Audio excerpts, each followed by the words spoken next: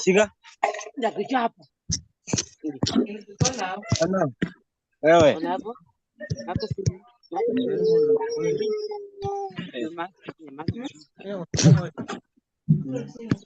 Yo kako baadaye.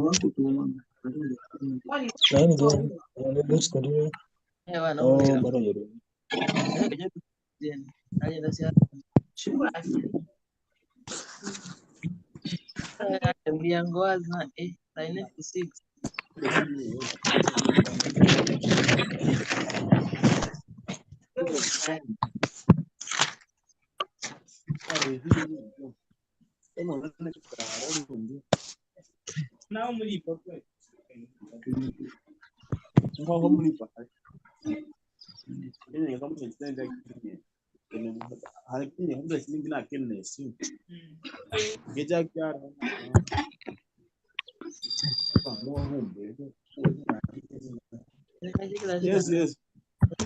Popo kabisa. Mwanzo kufanya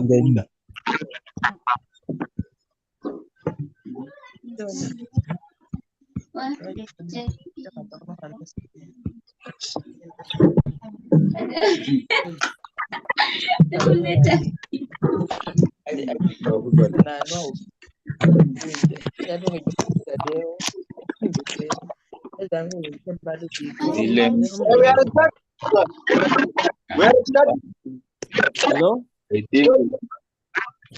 I think in the lesson last week we talked on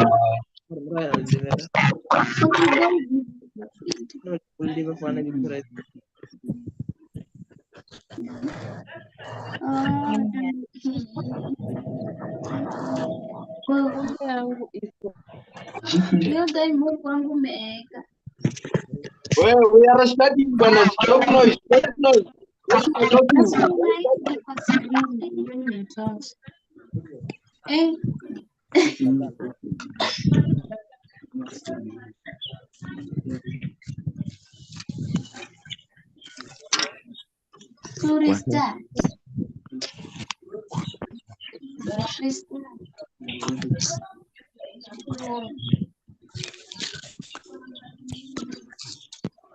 Are you ready?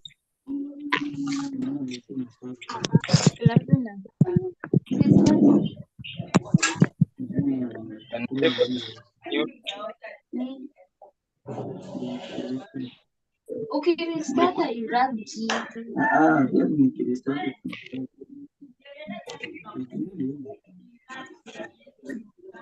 hizi na messages mob zinaingia hapa ndio inasumbua simu. Kaje kangu 120.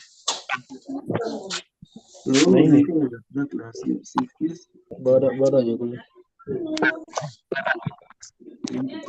Let's maintain silence. I'm the one going to take you through the class today. Let's maintain silence, please. Everyone to mute. What is your name? You also mute. Nio waja kusomea. Nyamala mlehe holuyo kenyweni. Werero rusiaru kusu. Niongeze na hii ya 5 mbili. Wande mwana malusu.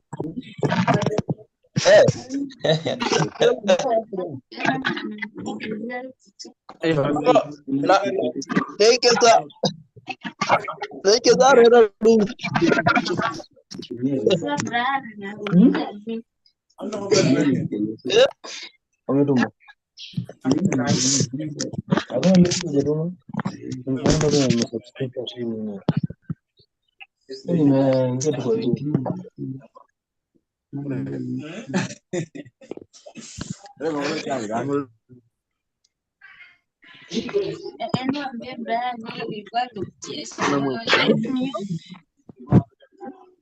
Mute your phone. We are going to start. Hey. Everyone.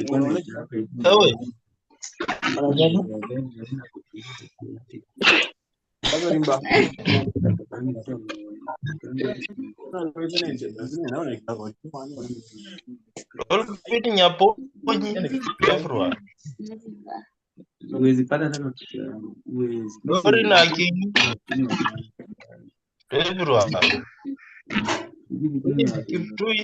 Everyone. Ani anashare video huyo sasa.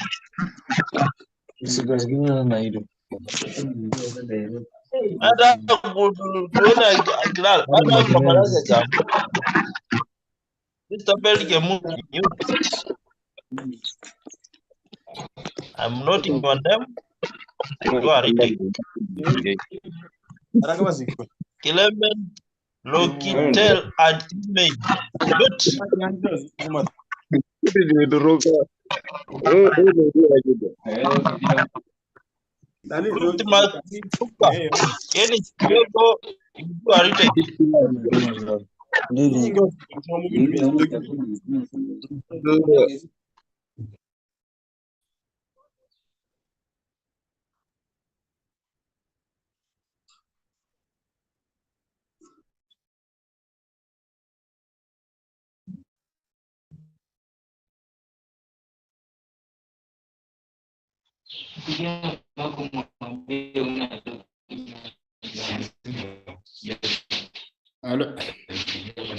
Can we please try to maintain some silence? We should be starting.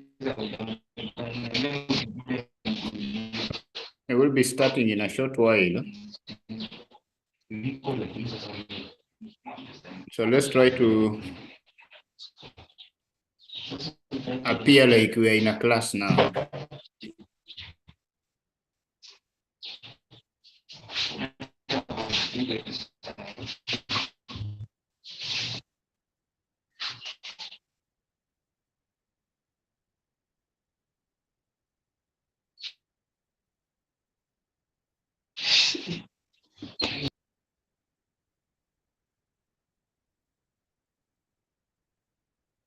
We are 250 logged in.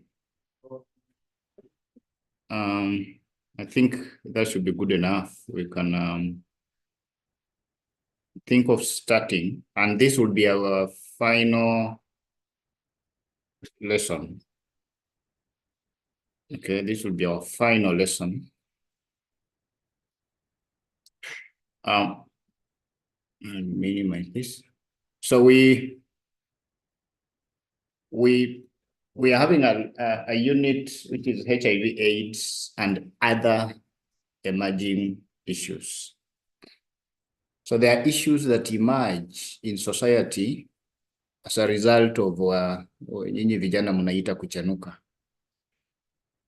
So many other things come along, and one of those, for example, is issues to do with the sexuality, the orientation in that aspect, and the different ways in which people now begin to perceive sex and gender. So in this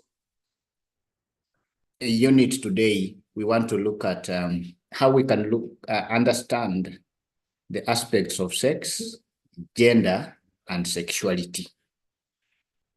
Okay, so many years ago, when I was young, the issues to do with, for example, gayism or lesbianism, they were hardly ever of any importance because very few within our midst could be associated with such. But as time has gone by, because of the modernity and the issues of urbanization, People can watch TV, people can have access to mobile phones, which are smartphones, so they can download videos and all other movies. Then they begin to realize that, oh, so you cannot just have, if you are a woman, you can still have a woman as your friend, intimate friend. Then as you are a man, you can still have a man as your intimate friend. So those are issues that have come up, not very recently, but equally not very far much in time. So we just need to understand, because it's a reality that we are having. I'm sure most of us, even in this class, you could be having an idea who you think is in an intimate relationship with someone that you consider that intimate relationship, according to you, not normal. And I'm saying not normal according to you. Okay. So we need to appreciate that there is an immense diversity within these aspects of sex, gender, and sexuality. And because of this diversity, because of these many forms that the current formations have taken, then we have now the issues, for example, the recent problem with the LGBTQ communities. You have people now coming up and saying, this is our sexual orientation, register us. Then you have the religious communities coming up and saying that is ungodly, don't register them. So the fact that these people are denied that they don't exist does not mean they are not within our society. I'm sure even within Kibabi University, there are people whom, if we asked you, you could say, I know so and so, and I think that person is a lady and she must be having a girlfriend. Yes, yet she's a lady. There you could be having a man whom you think has a boyfriend, yet he's a man. So it means all these issues, and si maneno ya wazungu venye tulikuwa tunasema hapo nyuma, but hii ni mambo imefika hapa kwetu. And because it's become part of society, we now need to understand which formations are possibly available, and most importantly, how do we deal in case you realize that you've got a friend, you've got a brother, or even a sister who is in this formation.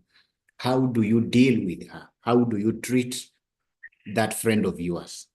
Okay. So the first thing is we'll try to get an understanding of what is sex when you are defining sex. So there is a term called sex, there is a term called gender, and there is a term called sexuality. At times, you go somewhere, you are given forms.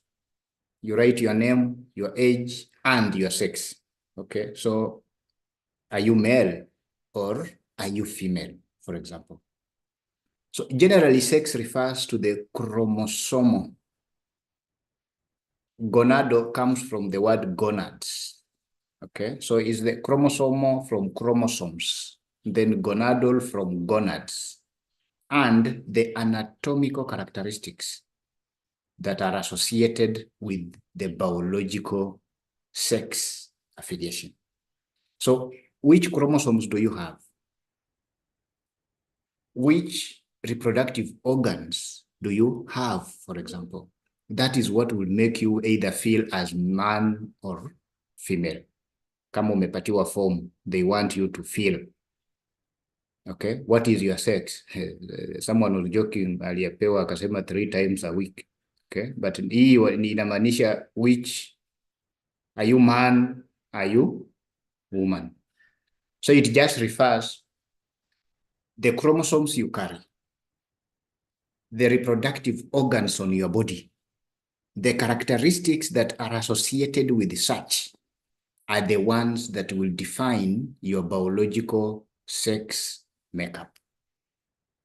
As biologists, for example, when you have, anytime you have a Y chromosome, then you become a man. Okay. Then anytime you don't have a Y chromosome, then you are a woman.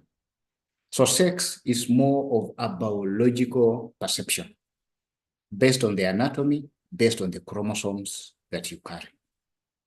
But now it gets to levels where then, irrespective of such very clear setups, bado kunakuwa na gray area. Kuna watu wengine anasema mimi sio hivi, mimi sio hivyo, because we have people, for example, who have both like XX and Y. We have what we call trisomies.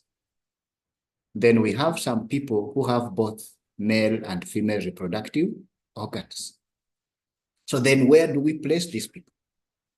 Where do we place these people? Okay. So any person who has biological or anatomical characteristics that are not clear-cut, that does not assign a very clear sex conformation, that person is called intersex.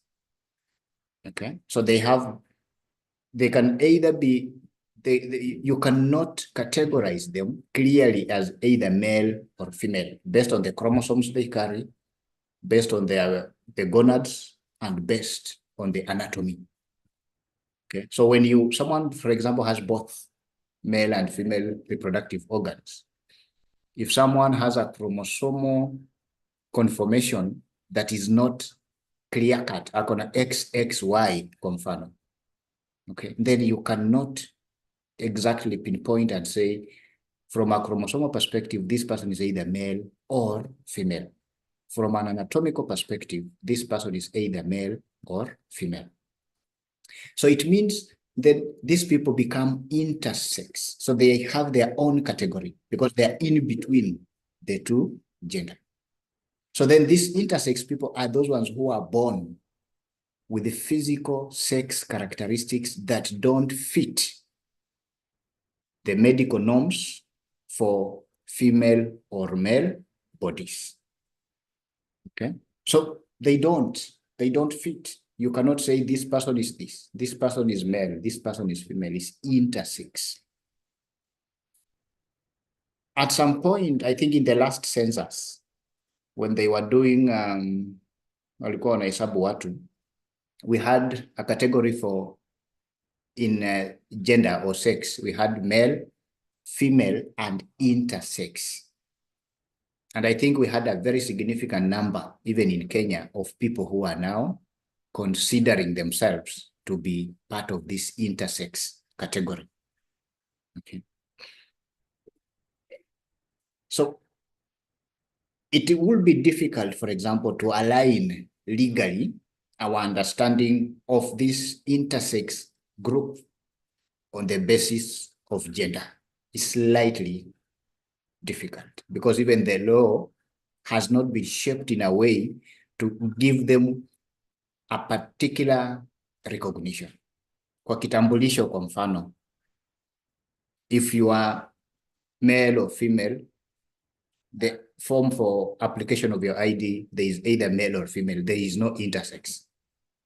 Okay, so it means when these people are now going to take the IDs, then they are forced now to align themselves to one gender, to one sex, or particular sex, either male or female.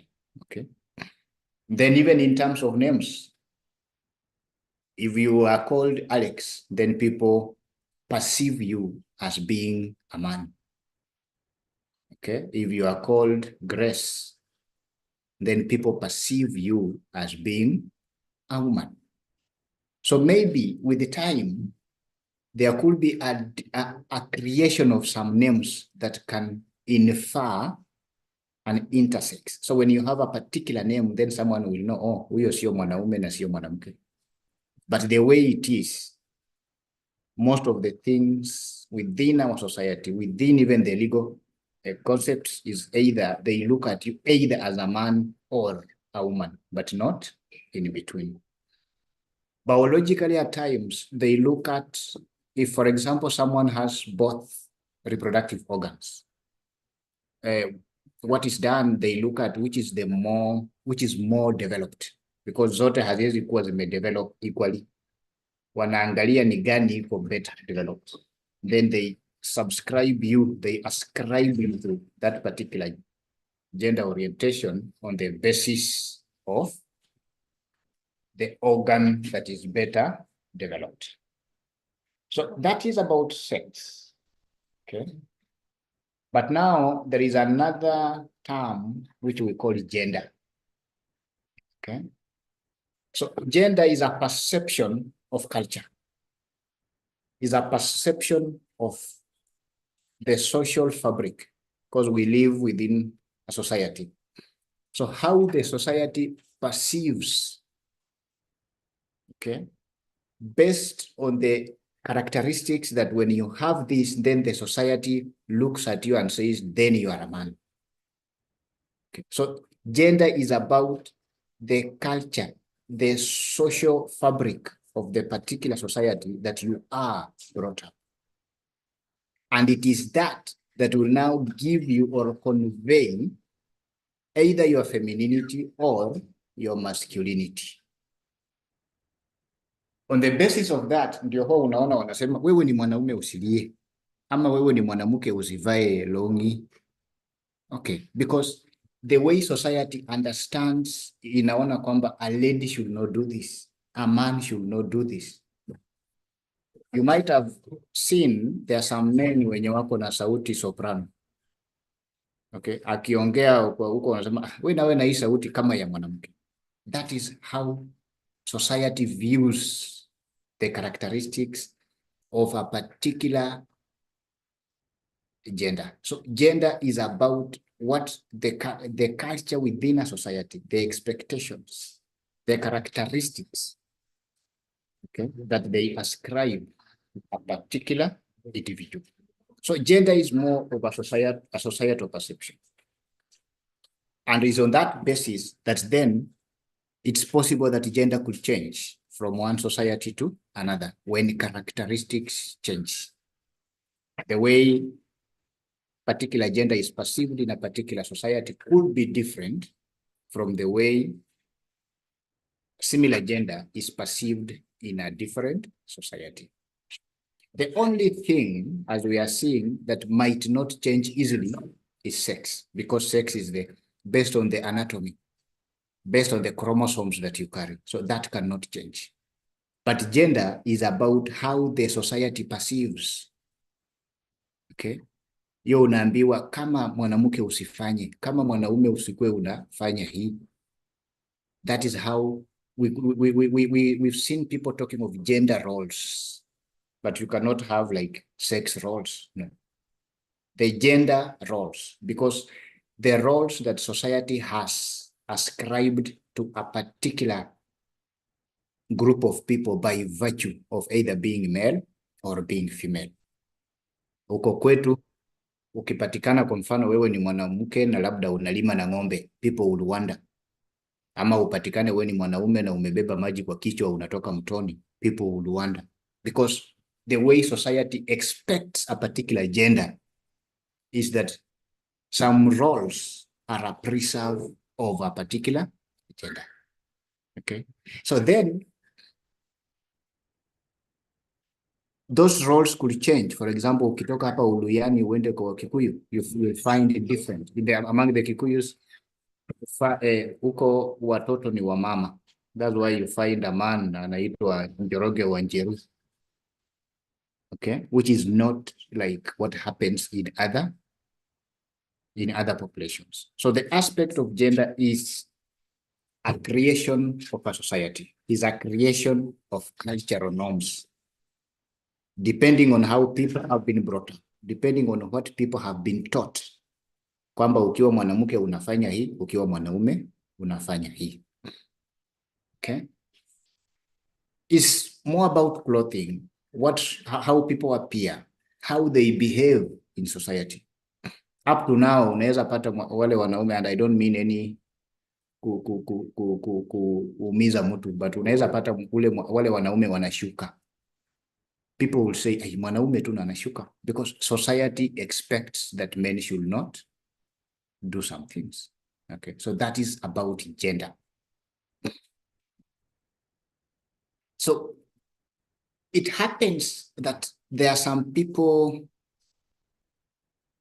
who then, as a result of not having the clear-cut distinction in terms of the demands of the society, then they are left in between.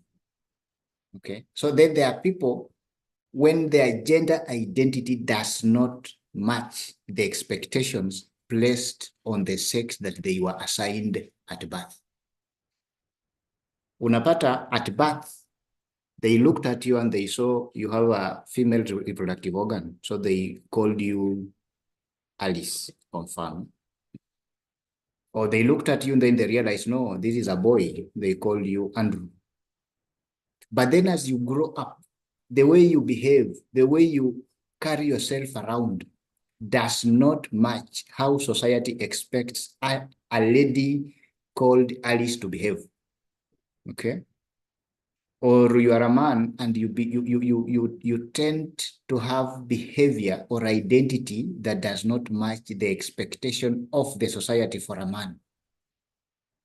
Okay, so such people, for example, when they are assigned as being female at birth, but they end up feeling that their gender identity is more to the expectation of masculinity.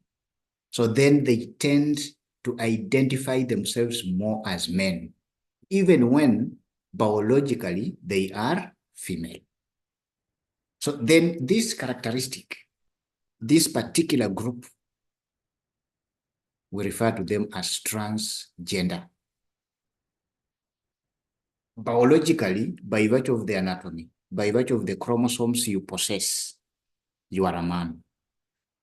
But the way you carry yourself around, the way society perceives, wakiona venye una behave, wanasema na huyu anakaa tu kama mwanamke. Because you tend to be more of a woman in the expectations of society. Then now you belong to this transgender. Remember, gender is about socio-cultural differences. Okay? And it is then the way you understand your gender could be valid and someone should not fault you. When you look at yourself and you feel, well, you have a male reproductive organ, you have a Y chromosome, but you feel like you behave more and you feel more comfortable aligning yourself to the femininity within the expectations of society, then you are transgender and you can identify yourself, for example, as a female. Okay. So that is the transgender. You have this biological sex identification, but the way you carry yourself around, the way you identify yourself, society then gives you a different identity, which is not similar to the biological one that you carry. Then you are transgender. Cisgender is when the gender identity aligns with the expectations and the biological sex that you carry. You are a man, you behave like a man. You are a lady and you behave like a lady. Then you are cisgender. Okay, then you are cisgender. I don't know if there is any question up to that end. I think with no question, you want to register their presence, which is a good thing. Okay. So the brief classification that we've had does not fit the many gender identity that keep coming up every day. Okay. There could be someone, for example, who is neither cisgender, transgender, or any of those. Okay. Because this is a revolving, this is an evolving era. So people wake up with all manner of identities. Okay. They'll wake up with all manner of identities. And they end up finding a way in which they have to be recognized somehow. So let's now look at sexual identity and sexual orientation. Okay. At times, people use these two terms interchangeably, that your sexual identity is the same as your sexual orientation. But it could not be the real situation, because sexual identity revolves more around the question of who am I? Okay. Who am I as a person? So how do you identify yourself from a gender perspective? Okay. So in other words, sexual identity relates to a person's gender identity. Sexual orientation, on the other hand, is about who am I attracted to. So our sexual orientation is about your sexual relationships with other people. But sexual identity is how you are identified from a gender perspective. Okay. So there are people, for example, you've been identified from a biological perspective as a man. Then society also looks at the way you behave and assigns you the gender of a man. But then you end up being more attracted to your fellow men. Okay, so that is your sexual orientation is whom are you attracted to? There are ladies, for example, who could be more attracted to other ladies. That is their sexual orientation. But their sexual identity is who are they from a sexual perspective, by virtue of the chromosomes that they carry, by virtue of the anatomy, that is the organs that are present on their body. Then how does society classify them based on the societal and cultural characteristics? But with orientation is, where do you find your attraction taking you to? Do you find more attraction towards a particular gender that is not yours, for example? Or do you find more attraction towards your own gender? Or there are other people who have no attraction at all. Okay. Then there is a special group where people have attraction to both. So you find someone has a boyfriend, then she still has a girlfriend. That is sexual orientation. Okay. So on the basis of sexual orientation, then now we can move to another interesting term, which we call sexuality. Sexual orientation is about whom are you attracted to. But now sexuality is comprised of three separate but very interconnected dimensions. The three dimensions for sexuality: one is attraction. Whom are you attracted to? Two is your behavior. Okay. And then three is your identity.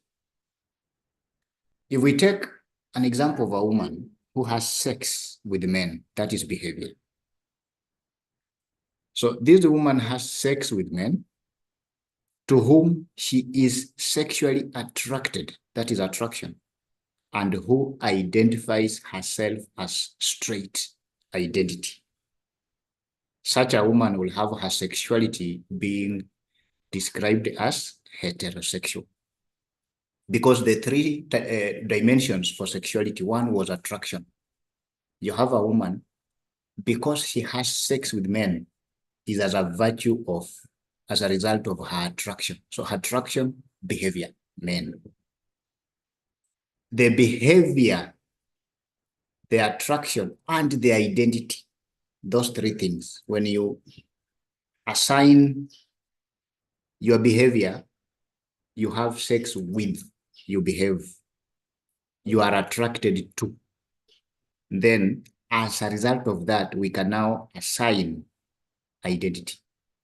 For example, if you are a lady, you get intimate with other ladies. That's a behavior.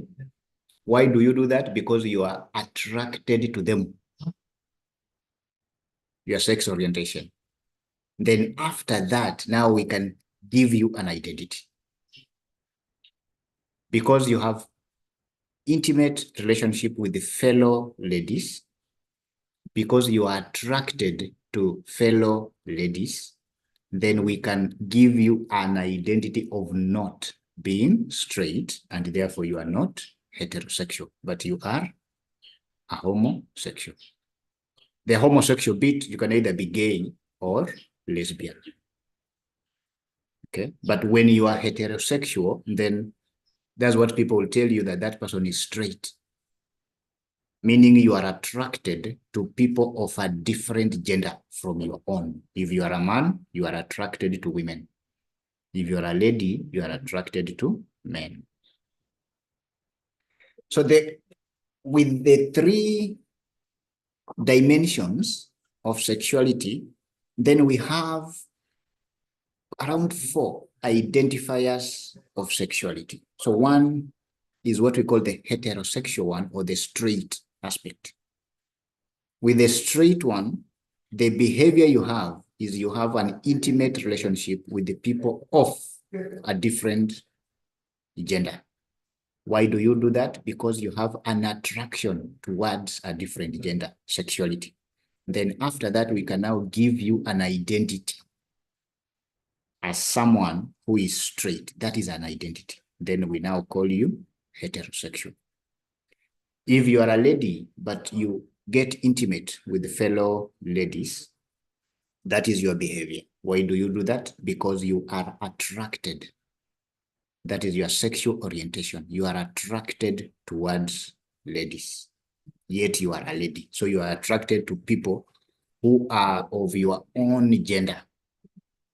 Then which identity will we give you? You are a lesbian, for example.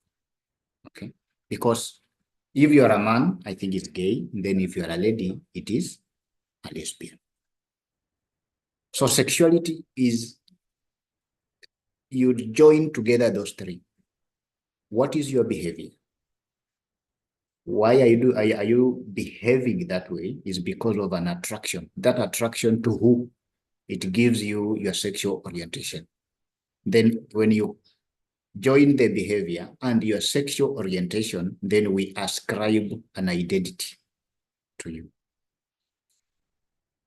There are people wale wanakula huku na huku, the bisexual group, the ones who are attracted to people of same or different. So unapata mtu married, he's a woman, he's a man in a marriage, he's the husband, but still he is a wife. So akona bibi na pia yeye ni bibi. So that's a bisexual, because he portrays the 2 different sexual orientations at a given time. Okay.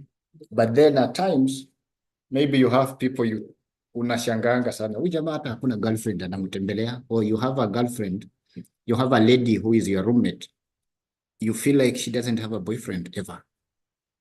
Okay, so there are people who do not seem to experience any sexual attraction. So yeah, ako tu, okay, no girlfriend, no boyfriend. So we call them asexual. Asexual. They belong to that group of the asexual identifier within sexuality. Okay, so those are the 4 identifiers of sexuality. The basis of assigning those terms is on the basis of what behavior do you portray, for example. Whom are you attracted to? Then after we look at the behavior and your attraction or your sexual orientation, then we can give you an identity. What is important is these things, whether you are a heterosexual, you are homosexual, you are bisexual or asexual, they hardly change your anatomy. Okay, so it ideally should not then impact your studies or even your delivery at a workplace. So inamaanisha, irrespective of your sexuality identity, you should not use it. Someone should not use it against you.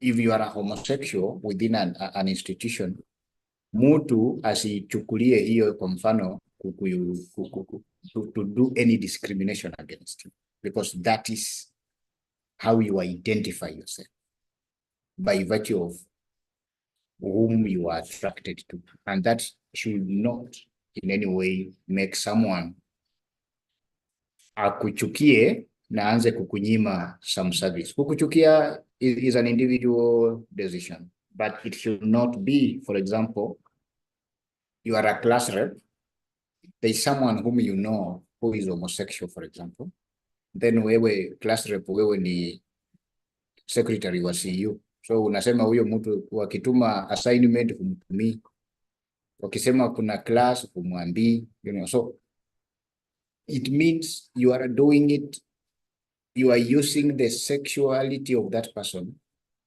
and discriminating against that person by virtue of the sexuality.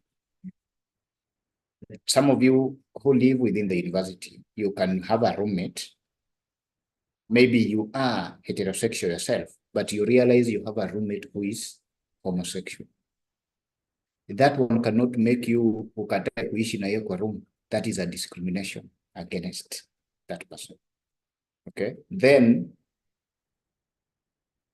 you can choose whether that person becomes your friend or not. That is an individual decision, but you cannot choose whether to allow that person access services that they are required to enjoy. So you cannot deny, useme mimi mwenye venye yako homosexual, mimi sikai na yeye kwa room atoke aende hapana. But you have a reason, wewe ukitaka kutoka umwache, unaweza toka. But uwezi kataa. Okay? Uwezi kataa ati mtu mwenye ni homosexual akikuja kwa lecture hall akikaa next to you ati unakataa, unasema okay hapa aende. Okay? Because all these things, most of these people, they are who they are, not because they choose, but they just find themselves. Okay? They just find themselves. So it means that typically there is a view that attraction, behavior, and identity will have a clear alignment. So you have a behavior, for example, you get intimate with men and you are a woman. Why? Because you are attracted to men. Then because of the interaction of your attraction and your behavior, you get a particular identity. You are straight, you are heterosexual.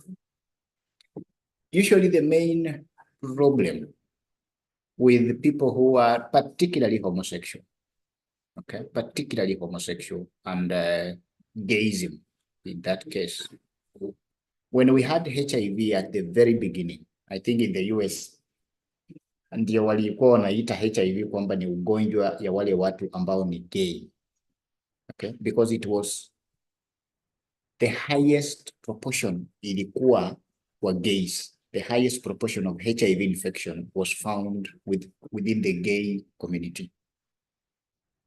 So, as a biologist, the explanation of that is this.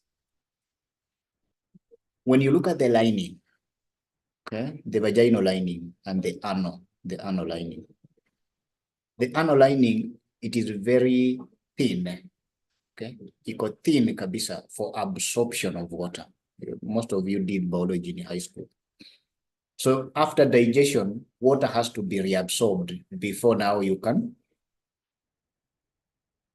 pass stool, which should be dry, ideally.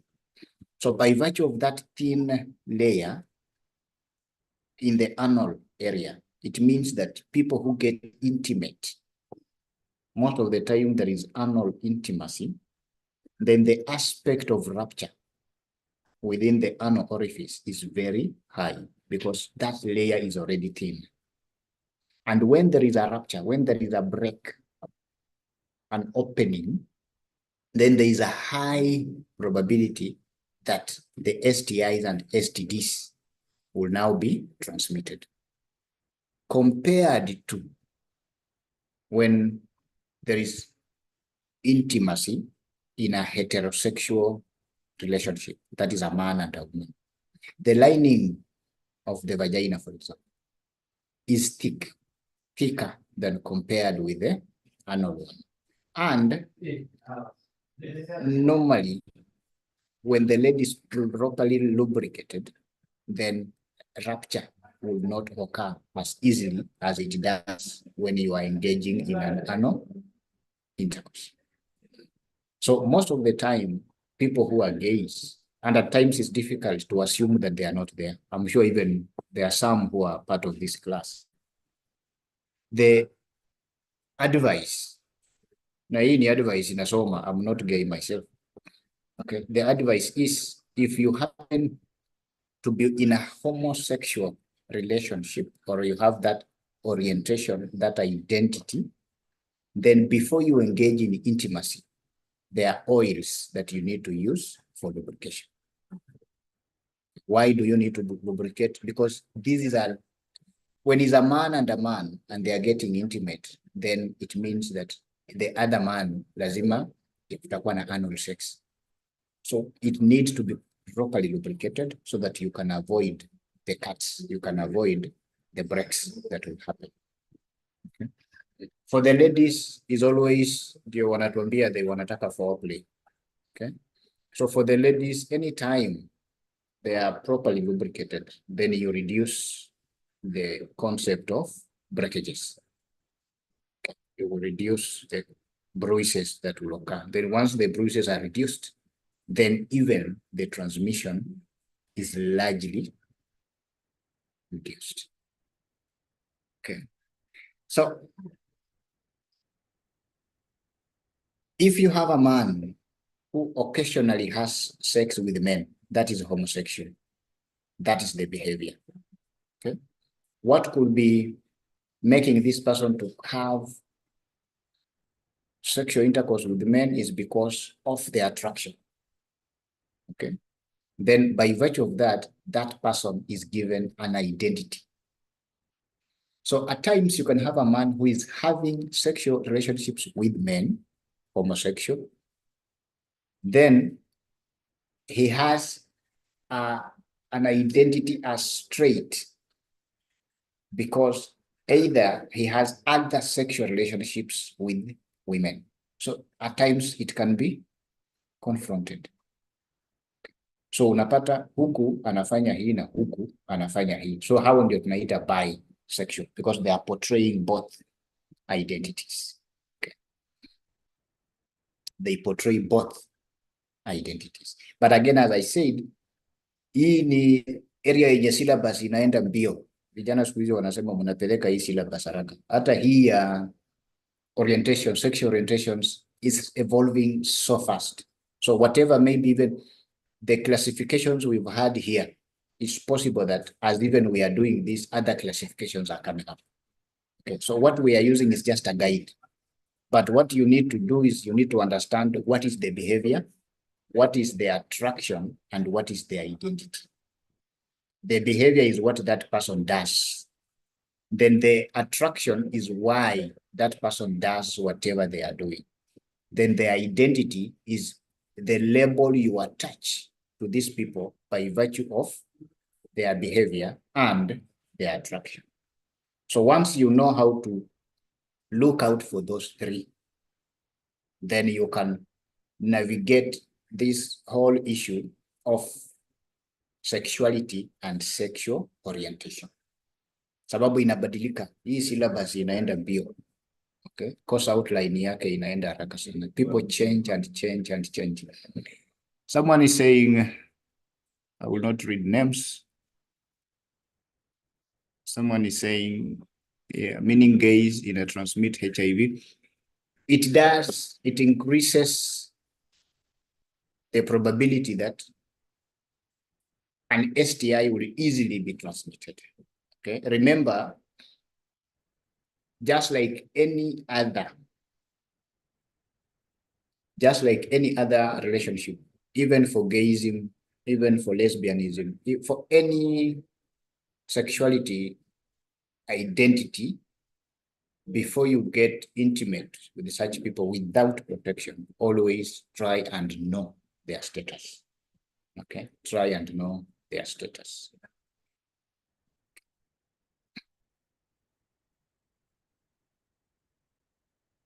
Now, we've seen how this sexual orientation comes around. Whom are you attracted to? Okay. Then sex identity is who are you? Do you have the chromosomes for a man? Do you have the anatomical the anatomic orientation to make you be called a woman? Then how does your behavior based on society, do they classify you in line with the way biology and your chromosome dictate?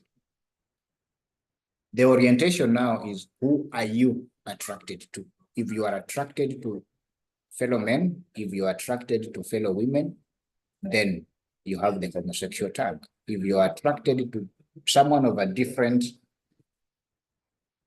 gender, then you have the heterosexual orientation. So just like in any society, I'm sure umesikia hata huko nyumbani ama hata hapa kwa university watu wanaonyeshana video, sema huyo mtu huyo msichana ni lesbian, huyo jamaa anapita ni gay. Okay? So it means that this queer sexual orientations, these queer sexuality identities, they are now part of us. They are within Kibabi, they are within Bungoma, they are within Kenya. There is nothing we can do about it. So then how do we deal with them? Either in our learning institutions, how do we relate to them? Or if you are eventually employed, how do you relate with these people? Okay, how do you relate?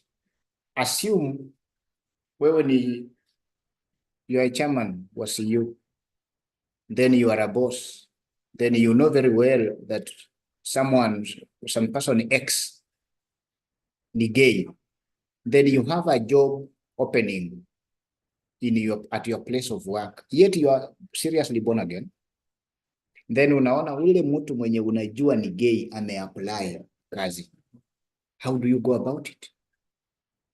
Will you, yet he qualifies. So the only thing you don't maybe like about him ni kwamba he's not straight. So how do you go about it? Okay, how do you go about that? Do you deny that person the employment because he's gay? Unaishi huko nje, okay? Mnaishi kwa hostel, maybe not within the university, hizi zenye ziko nje outside. Then the landlord amekwambia wewe ndio sababu umeishi hapo longer than others, anakwambia wewe ukue kama caretaker. Watu wakikuja hapa kutafuta room wakuulize wewe kwanza. Then unaona tu ule msichana wanasemanga huyu sitaki kusema jina because maybe someone might think ni yeye. Okay? Nasema huyu fulani na huyu, hao wasichana wawili hawa ni kama wako na uhusiano. Then now the following day they come, both of them wanakuuliza wewe wanatafuta room hapo. What will you do? Will you still upigie landlord useme kuna watu wanataka room, yet you know that these people potentially, hata labda ulipita siku moja you found the two ladies kissing. Will you still give them? Utapigia landlord uambie kuna watu wanataka nyumba hapa ama utafanya namna gani? Okay? So the reality is whether you are heterosexual, whether you are homosexual, and homosexual you can either be lesbian if it is girl, or gay if it is man, or whether you are bisexual, meaning unaenda huku unarudi huku, you should not be discriminated against just because of your sexual orientation. You should not be discriminated against. Uwezi nyimwa kazi, wanafanya shortlisting, then wanafika mali unasema tu huyu hapana, huyu simtaki sababu yeye ni gay. Hapana. If that person qualifies, patie kazi. Okay? There are people, for example, kama ni hapa university, you are mnatengeneza group ya there is a presentation, maybe you are given a takeaway by your lecturer. Lecturer mwenyewe anatengeneza list ya watu, then unajipata maybe list ni watu 5 kwa group, then you find that you are 3 of you and 2, then the 2 maybe they are both men, and you realize one of them is a boyfriend, the other one is the girlfriend. So which means they are both homosexuals. You cannot, huwezi kataa useme sisi hatutaki hawa kwa group sababu by virtue of being lesbian or gay, you cannot discriminate against. Okay? You can't discriminate against. Let that person benefit just as any other person should, irrespective of their sexual orientation. Huwezi mnyima hostel, you can't, you have no choice. Huwezi kataa kukaa next na yeye, anakuja kukaa kwa lecture hall, unasema we songa ukaenda ukae huko nyuma na you can't discriminate against. So during a job application process, for example, you cannot discriminate any applicant throughout the entire recruitment process just by virtue of their sexual orientation. Huwezi sema kwa mfano toa hii sababu huyu ni gay na sisi hapa ni hapana. You can't.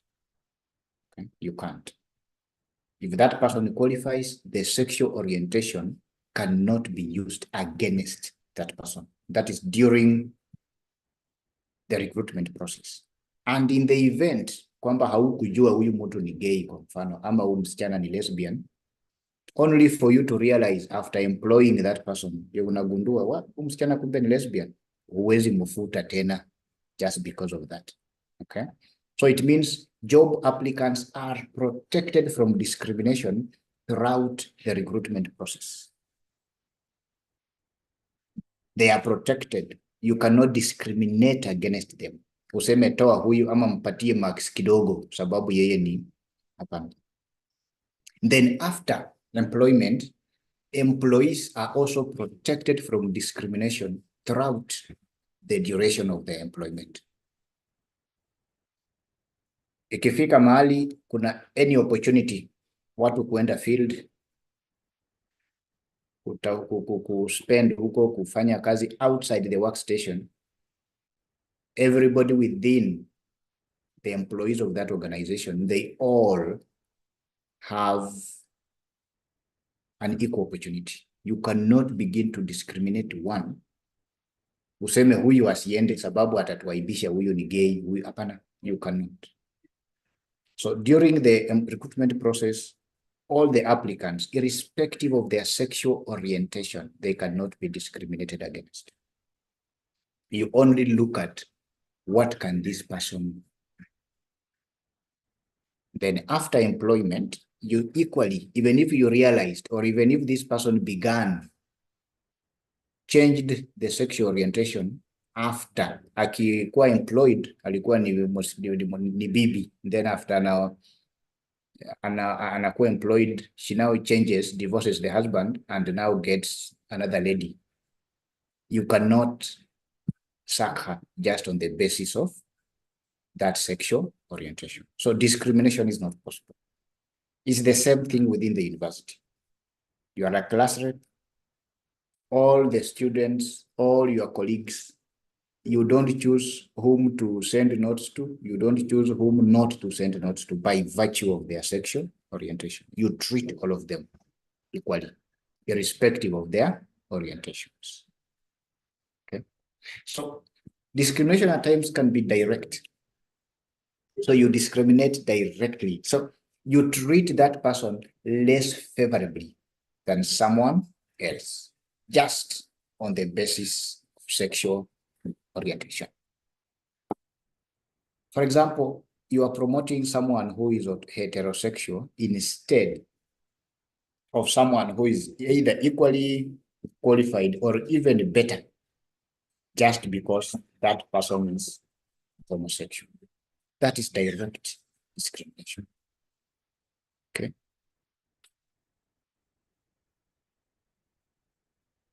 So it means if there is anything that has to happen, let it be on the basis of qualification, but not on the basis of sexual orientation. So with the direct discrimination, it can be referred to as the unfair treatment that an individual is subjected to because of their perceived sexual orientation. You are denied something just because someone thinks you are either gay, you are a lesbian, or you are bisexual. Okay. There could be instances that someone might want to jump, but then you have to find a way of dealing with it. Assume you are within an office, ama when you are in a staff room, then you realize that a particular teacher within is either homosexual or bisexual. Then one of you amejifungua, mnataka kuenda kuona mtoto. There are some people who might not be comfortable mtoto akiwa mdogo kukuja ashikwe na someone who is maybe not straight in terms of sexual orientation. So it is you who is leading, who is organizing watu wenye wataenda kutembelea mtoto. Wewe ndio ujaribu kuona venye utaelezea huyu mwenye mnaona asiende aielewe. Sio kwamba muende na yeye mkifika huko wakileta mtoto mnarukisha yeye hawezi shika, hapana, because then you are now discriminating. But you can find a way of explaining, mwambie no, mwenye tunaenda amesema kwamba hangependa. Unaona, then that person will understand.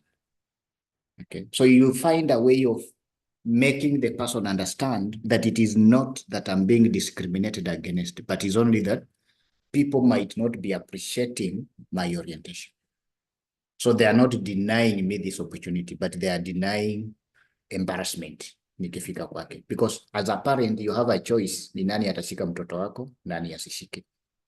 But msiende wote mkifika huko, wakileta mtoto kushika, wanataka kupatia huyu na mwenye mtoto anasema hapana, usipatie huyu. You know, you look at the level of embarrassment. Okay, so you can find a way of dealing with that. That's with direct discrimination. But at times, discrimination can be indirect. Okay, so in the workplace or even here in the university, there could be rules or some particular practices which tend to apply equally to all staff, but then they put some people of a particular sexual orientation at a disadvantage. That is indirect discrimination. How, for example, you realize maybe you are in a workplace setup, then mnaamua kwamba watoto wakizaliwa kila mtu atakuwa anatoa 1,000 tukienda kutembelea watoto wa the newborns. Very good idea. But then you realize that within your setup, there are people who are homosexuals. There is a lady who married another lady. Hawa hawatawahi zaa mtoto, yet they keep contributing for the newborns. Okay, you realize that a man who is married to another man within your staff setup. So when you say kwamba we have come up with rules, kila mtu atakuwa anatoa shilingi 1,000 kila mwezi, tuweke mtoto akizaliwa tunaenda kumuona. Hawa jamaa wawili wanaume wameoana hawatawahi zaa mtoto, yet wana contribute pesa, but they will never benefit from it. So in a way, you are discriminating against them, but indirectly. Okay, indirectly. Possibly useme kwamba ukiwa na mtoto mdogo utakuwa unafanya kazi mpaka saa 7 kwa mfano. Yet kuna wanaume wawili hapa wameoana. Okay, kuna wanaume wawili wameoana within that particular institution. Hawatawahi kuwa na mtoto mdogo, so they will keep working from 8 to 5 all the time.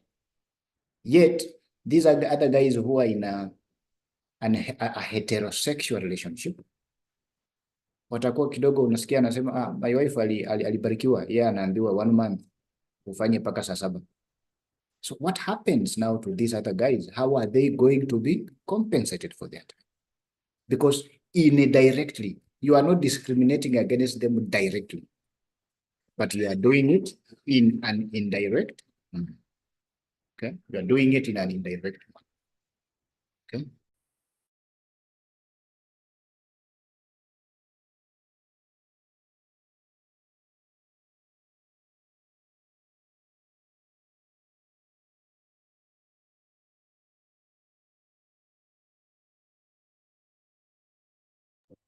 Okay, so indirectly, then you are discriminating against these people. So you find a way in which now you can remove that indirect discrimination. Another thing, people who are in heterosexual relationships or marriages, utaona there is a guy mwenye girlfriend atakuwa anakuja saa 7, wanaenda wanakaa kwa lobby wanaongea. But now what happens to a man mwenye pia mwenye anatongozana na mwanaume mwingine? Mbona huyo mwanaume asimuvisit na yeye kwa ofisi na wakae pahali waongee na wa introduce, aseme meet my partner, yeye mwenyewe anaitwa Alex kwa mfano, na anamwambia meet my partner Andrew.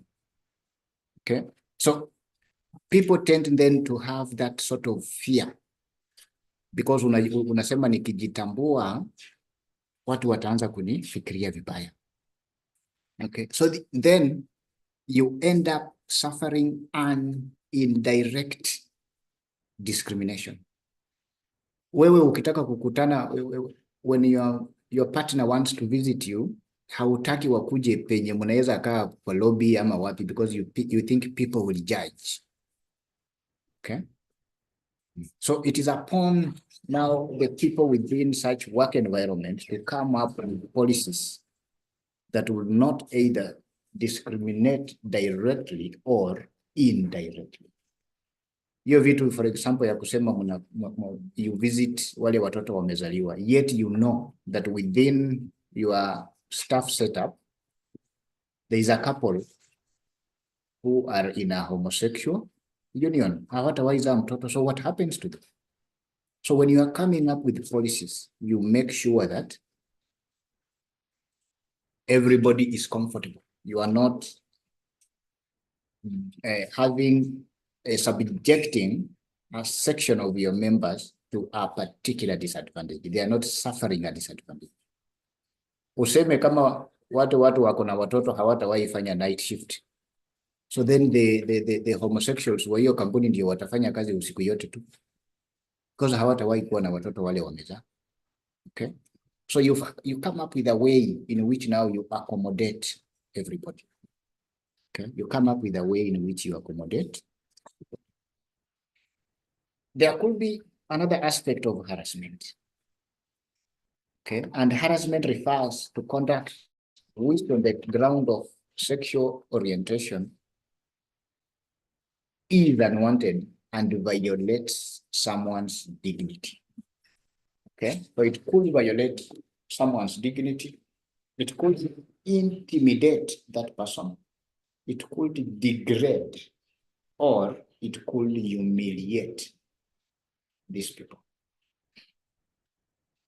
In a work setup, most of the time utapata kuna watu wenye wamekomaa, so we in office setups au tunaita mama. Okay, so everybody calls them mom. Then now there is a young man who will tell this lady mwenyana, the elder woman the eldest woman in the staff or in the office, mwambie mom, niko na msichana atakuja kunitembelea, nitakuonyesha. Huyo mama atasema, yeah, when my daughter-in-law comes, please show me. Now what happens to another employee within the same institution who is a man and is dating a fellow man? Can that person also tell this elderly lady kwamba when my partner Eric comes, na huyo jamaa anaitwa Alex, when Eric comes, mama, I will introduce you to my partner? Huyo mama anaweza mgombanisha, anaweza mwambia we, hiyo tabia ni mbaya ni nini. So you end up now creating an environment where someone feels intimidated. I'll be humiliated if I told these people that I'm Anne and I have a girlfriend called Anita. What any pussy? What any, you know? So that is harassment. Okay, so the type of comments you make, the type of comments that are made within any work setup, even within the university setup, for example, let's not harass these people. Let's try to understand that they are part of us. The only thing you can do is you draw your line. Useme mimi siwe hata akijaribu kuniguza nitamupiga maneno paka awachane na mimi. But you cannot intimidate at una harass. Mbia usisonge karibu na mimi. You just take a very firm stand. No, I'm not into that. But you cannot harass, you cannot discriminate against them. Okay? Because every employee, every student here, okay, every student here, huwezi sema utapiga roommate yako sababu yeye ni gay ama yeye ni lesbian ama yeye ni nini, hapana. You harass the student, ukipelekwa mbele, you are dealt with the same way that any other person is dealt with. So huwezi enda kwa disciplinary useme nilimpiga sababu yeye ni gay, nilimpiga sababu yeye ni lesbian. You don't harass them, you don't discriminate, and most importantly now, you don't victimize. Okay. With the victimization is when someone makes a claim or a complaint in support of a colleague. Okay. So that wewe sababu unajua tu mimi, for example, I'm gay, na wewe you are not. Then wewe na your friend, both of you who are not gays, mimi nikikosea rafiki yako, unasaidia rafiki yako kutoa evidence against me. So you are supporting your friend against me because of my sexual orientation. So you are victimizing me. Ikuwe nimekosa sijakosa ni mimi tu. So watu gays hawa homosexuals wanakuwa tunayo tabia. Anything wrong within the institution is that person. Because why are you doing that? Because you think by virtue of their sexual orientation, you can never support them. Okay, so you are victimized. So you cannot harass, you cannot discriminate, either directly or indirectly, and you cannot victimize. So you cannot make someone a constant victim just because yeye ni gay ama yeye ni lesbian. Kitu ikipotea kwa room, najua ni hawa watu gays wanakuanga tu namna hiyo, hao ndio wanaiba. No, hapana. Anything that goes wrong, nasema hata mtu mwenye kazi yake tu ni kutembea, huyu ndiye anafanya hiyo, hapana. That is victimization. So you treat that person the way that person is, but not the way that person is oriented sexually. No, that is victimization. Okay. So for example, someone cannot be excluded from social events. Maybe hapa mmekuwa juzi na culture week. Hawawezi simama kwa mlango waseme kama wewe ni gay ama wewe ni lesbian, you cannot present. It can't be. That is victimization. Okay. So you cannot come up with rules that exclude some people by virtue of their sexual orientation. And anytime there are complaints, if it's true, for example, that someone is stealing, it should not be kwamba mnasema ni mwizi sababu yeye ni gay ama hapana. They should investigate the complaints, waone kama ni mwizi kweli, wampate ameiba. But they should not victimize that person just because of their sexual orientation. Nyinyi kwa mtihani umekaa na jirani yako yeye ni gay ama yeye unajua kabisa, because maybe you once shared a room na ukampata yeye ni mwanaume amelala na mwanaume mwingine. Kalamu yake imekataa kuandika, anakuomba wewe uko na mbili. Akikushika hivi unajipanguza, unaona ni kama anakuchafua. No? Because that person, according to you, you are victimizing. Huwezi msaidia sababu you feel like this person has this orientation that I don't know. So that is wrong. The reality is you might not like their current orientation, but you don't use it against them. Okay, you don't use it. Kama ni kusaidia kalamu, saidia. If you feel like akishika hiyo kalamu sitaki tena, mpatie, then akisema anataka kumwambia hapana, tumia tu, niko na ingine. But tena usimwambie wewe ukishika hiyo kalamu mimi sitaki, kaa nayo. Because then now huyo mtu ataona ni kama unamvictimize, unamwambia hivyo sababu akona that particular orientation. Okay? So it is always worth looking at things from a different perspective. You can be at your place of work, then a colleague who is heterosexual, wakikuja kila wakati amevaa nguo suti mzuri, ameweka ring ina display kwamba alioa, aliwed, na aliwed ina church. Kama ni mwanaume inamaanisha ako na bibi ambaye ni mwanamke. Akianza kufika anaanza kupiga story juu ya watoto nyumbani, juu ya bibi alienda kazi. But remember, there is some guy there who is married to a man. Yeye naye haizi piga story juu ya bibi because anajua tu nikisema juu ya bibi watu wataanza watafikiria mimi ni nani. So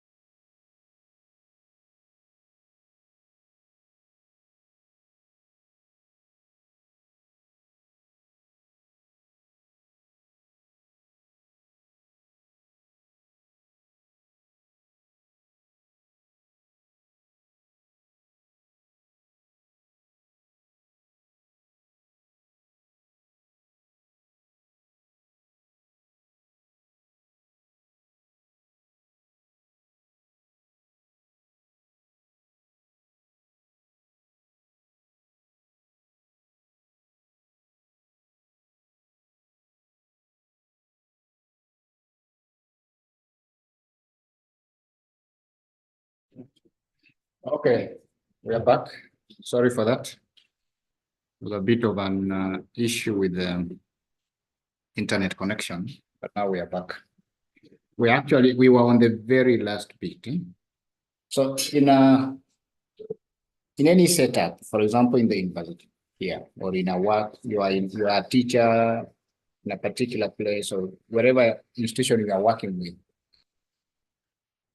If someone who is heterosexual can talk about their wives, can talk about their husbands and their children, should there be also the environment? Should there be a provision that people who are also homosexuals can talk about their partners without being viewed as being very strange, you know? Or someone who joined the institution but changed from male to female at some point. If they came, maybe they were called Alexander. But now because they've changed and they desire to have now more of a female identity, should they be free to announce in a staff meeting that I'm no longer called Alexander, but maybe Alexandra? Okay. Should there be such? Because then if it is not, then most staff members who have this sexual orientations that are not viewed as being normal, they will tend to use a lot of energy trying to hide at work. Okay, come out, you are in a working, even here in the institution. Why is it that people should move around, men who have girlfriends, they should move around holding their girlfriends wakishikana mkono as they walk around the university? Why should it be that if you are a man and you have a man as a partner, why should you not move around also holding hands? You are a lady, you have a lady who is your intimate partner. Should you not also move around holding hands? Okay, so it means still we have a long way to go. By not allowing these people to hold hands does not mean they are not there. You know as much as I do that there are people who have these sexual orientations. But if we allowed it, then we will have a more productive environment because people will not be spending so much energy hiding. You are Audrey, you are dating a lady called Irene, but mukifika mbele ya watu, you behave like, you know. But then why should Andrew and Audrey feel free to kiss anywhere, but Michael and Matthew cannot hold hands at the gate? Wakipiga picha kwa gate wanasimama kando. But when you are taking a photo with your girlfriend, you are a man, munashikana kabisa, and people will say, hey, hawa watu wanapendana. Why should not the same happen? Okay. The reality is we have these people as part of our fabric. However much we try to hide, the fact to disown does not eliminate them totally. So we just need to find a way of accommodating them within the society. We make it easy for them to work. We make it easy for them to exist within our society. We accommodate them. We not harass. We don't discriminate. We don't victimize. Okay, we don't make it very difficult for them to exist. The very last bit I wanted to talk about is the aspect of when are you a lady, when are you a gentleman? Utaona my sisters, they wanapenda kusema, no, that guy was good, but he's not a gentleman. He's not a gentleman. Okay, so it means every person is a man, but very few are gentlemen. Then every person who, for example, has a female reproductive organ is a woman, but not all of them are ladies. In meetings, we say ladies and gentlemen. Okay. Ukienda kwa choo ya wanawake wamesema ladies. Okay. So then a lady will tell you, no, Tom was a good guy, but he's not a gentleman. Because they feel if you are a gentleman, then you have to act based on some expectations. Wanasema is a gentleman ndiye anakufungulia mlango when you are a lady, ukiingia kwa gari kwa mfano. A gentleman should not beat a woman. Ukipiga bibi ama ukipiga girlfriend, you are not a gentleman. So it means the aspect of being a gentleman is not an aspect of anatomy, it's an aspect of behavior. An aspect of being a lady is not an aspect of anatomy, is an aspect of behavior.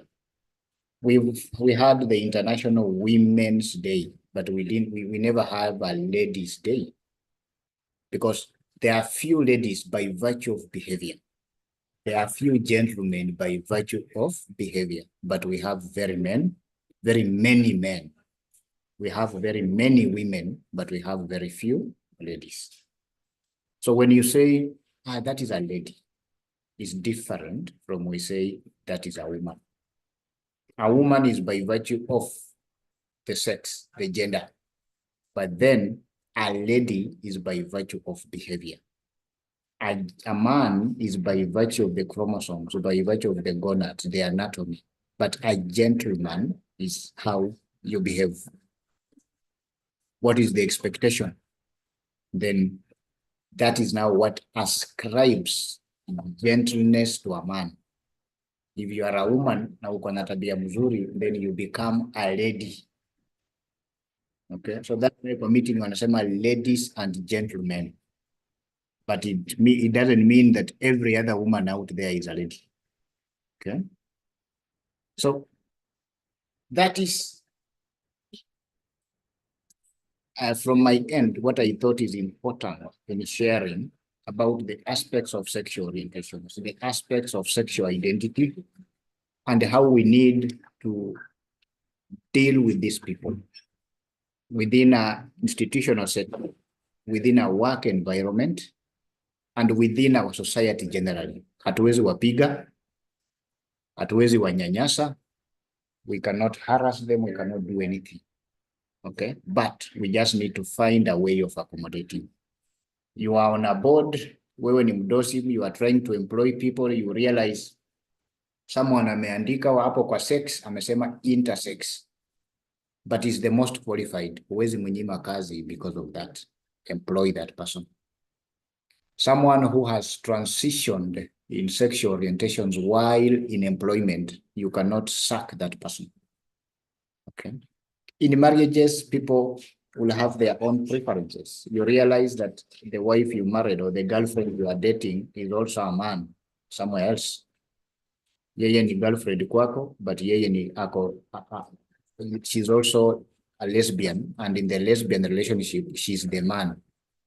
So that's a personal decision. You can decide whether to either to go on with that relationship or not, because that is personal. But in an institutional setup, wewe ni class rep, huwezi nyimana notes sababu huyo mtu ni gay. Huwezi kataa kuishi na mtu, wamekuletea mtu kwa room, unasema hapana, huyu mtoe sababu hapana. So you cannot discriminate, you cannot victimize, you cannot harass on the basis of sexual orientation. But we try just to accommodate these people. In the event you are in a homosexual relationship, you want to get intimate, use oils for lubrication. Otherwise, you increase chances of the STI transmissions happening because the anal lining is very tiny, is very thin compared to the vagina. Like, sex happens inside a woman. Sex happens inside a woman. So where in a homosexual relationship, the man who is the woman will likely suffer the rupture, will likely suffer the bruises. Then because of such bruises, that's where the fluid will be transmitted. Then whatever is contained in the fluid is what will cause the infection. Okay. I'll stop there, and I'll be happy if there is a question you can type or you can and the audio team can unmute you. Cornelius Natembea has raised hand. Sijui kama if they can unmute you, then you ask. If not, you can just type as a message, which I'll read and respond.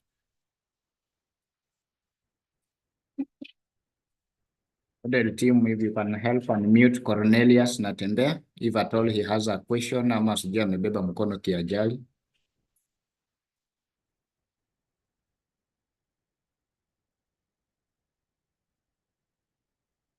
If there's something you want to ask, please just type, raise your hand, then they will unmute you, then we can deal with it. 2 participants have raised their hands. The notes were already sent.